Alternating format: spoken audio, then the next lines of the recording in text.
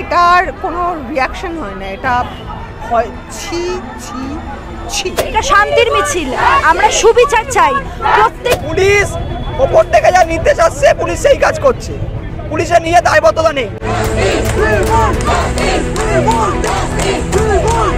গদি থেকে না নামছে এই আমরা সাধারণ মানুষ নিশ্চিন্তে ঘুমাতে পারবো। উনি 10 লাখ বলেছেন, একটা মেয়ের জীবনের দাম আমরা 20 লাখ দেব ওনাকে, উনি পদত্যাগ করতে বলে।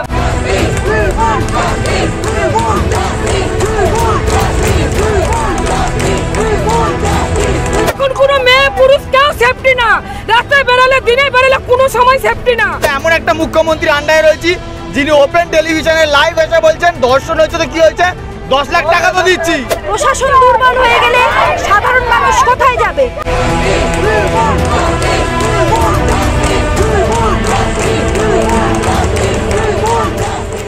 আরজি করে জুনিয়র ডাক্তাররা আজকে 4 আগস্ট তারা 9টা থেকে 10টা পর্যন্ত একটি কর্মসূচির ডাক দিয়েছিল, যে কর্মসূচিতে বলা হয়েছিল 9টা থেকে 10টা অবধি একদম সমস্ত আলো নিভিয়ে মোমবাতি জ্বালিয়ে মানববন্ধনের মাধ্যমে তারা প্রতিবাদের সুর তুলবে এবং সেই প্রতিবাদে যোগদান করেছিলেন সেই কাদম্বিনীর পরিবারের সদস্যরাও।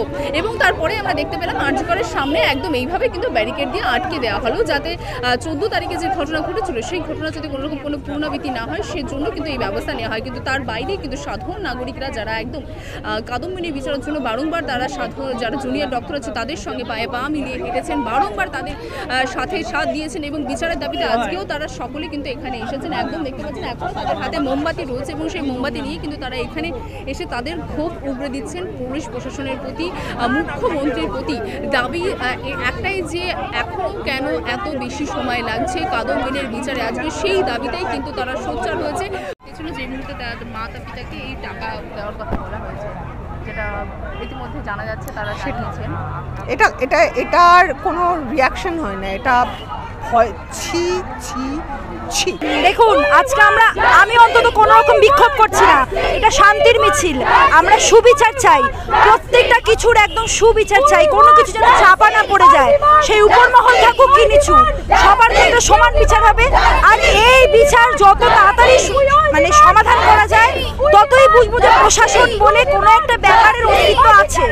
প্রশাসন দুর্বল হয়ে গেলে সাধারণ মানুষ কোথায় যাবে? আমাদের তাই সবই নয়, এটাই আছি, সুবিচার চাই।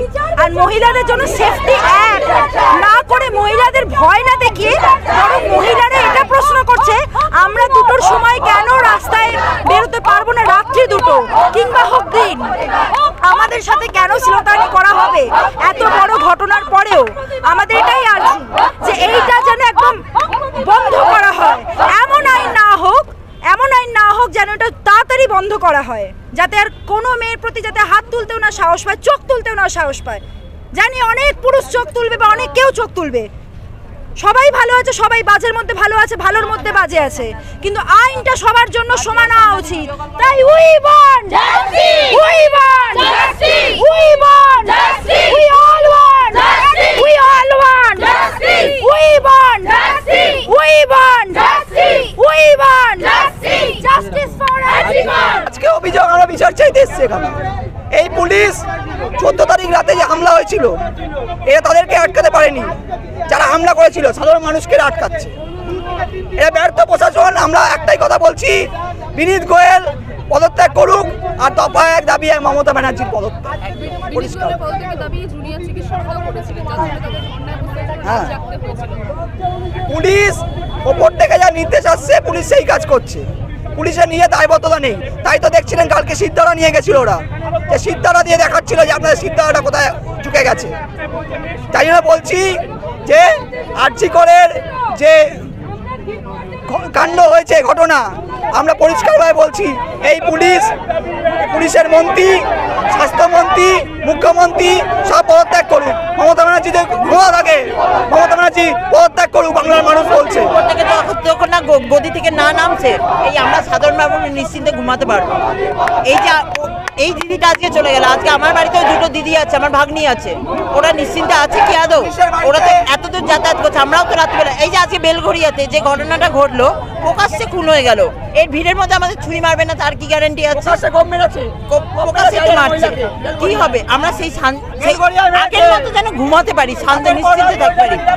এরা পুলিশ পুলিশ বলা পুলিশ না পুলিশ বোকা। এরা একবারও বললো এদের বাড়িতে মা বোন নেই, এদের বাড়িতে নেই, এরা তো নিজের মমতার টাকায় হচ্ছে চেপে যাবে।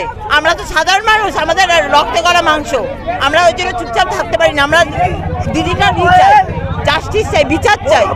বলুন পদত্যাগ করতে ইমিডিয়েটলি, ঠিক আছে? যত খুশি ওনার রেট কত, উনি 10 লাখ বলেছেন, একটা মেয়ের জীবনের দাম আমরা 20 লাখ দেবো ওনাকে। উনি পদত্যাগ করতে বলো, ওনাকে পদত্যাগ করতে বলো। আজকে ওর মা বাবা এসেছিলেন তরুণী চিকিৎসকের, বারংবার তারা অনেক দাবি করেছেন যে পুলিশ থেকে তাদের মেয়েকে যখন নিয়ে যায় বাড়িতে কোনো রকম ভাবে তাদেরকে জানায়নি। বিস্ফোরক দাবি তারা করছে যে পুলিশের কাছে কোনো সহযোগিতা তারা পায়নি। হ্যাঁ পায়নি তো, তাই জন্য তো ওনারা বলছেন। ওনাদের বুক কাঁপছে না বলতে, ওনারা এগুলো বলতে পারছে, ওনারা কথা বলতে পারছে, এইটাই ওনাদের ক্ষমতা। আমরা আমাদের মতন মেয়েরা মরে গেছে, আজকে আমরা কলকাতাতে সমাজে আমরা নেই, আমরা নিজেদের দাঁড়িয়ে আয়নাতে মুখ দেখতে পাচ্ছি না, কারণ আমরা বিচার পাচ্ছি না বলে। ওনারা আর কি বলেন, ওনারা তো বাবা মা, ওনারা তো সবকিছু এরকম ঘটনা ঘটেনি যা আগে রাত্রি 1টা, 1:30, 2টোর সময় মেয়েরা পুরুষরা সেফটি ভাবে ঘরে ঢুকতো। এখন কোনো মেয়ে পুরুষ কেউ সেফটি না, রাতে বেরোলে দিনে বেরোলে কোনো সময় সেফটি না। আগে তো এরকম ছিল না, আগে ছিনতাই ছিল না, কিছু ছিল না। এখন তো ছিনতাই বা রেপ কেস, জীবন সব কিছু হয়ে গেছে। এর বিচার চাই, জনসাধারণের বিচার চাইছে, এর বিচার চাই। জনসাধারণ থামবে না, কত মারবে? আমাদের রক্ষা করবে কে? আমাদের বাচ্চা কাচ্চা মারবে, পড়াশোনা টিউশনি করে কে রক্ষা করবে? বলুক মুখ্যমন্ত্রী আজকে আমরা আমাদের বাচ্চাদেরকে কে রক্ষা করবে? বলুক।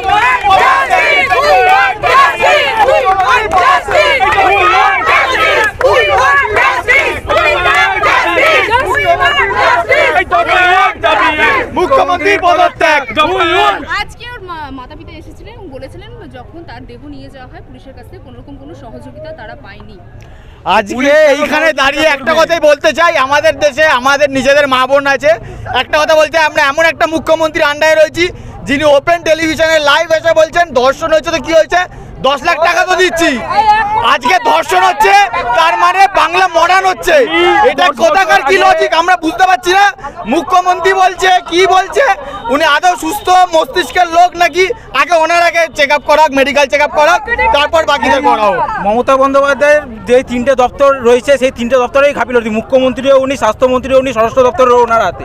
তো পুলিশ কেন কথা বলবে সেদিনকায়? পুলিশ তো চেয়েছে তাড়াতাড়ি বডিটাকে যাতে পুড়িয়ে দেবে, তো পুরো যত প্রমাণ রয়েছে সেটা লোপাট করা যাক।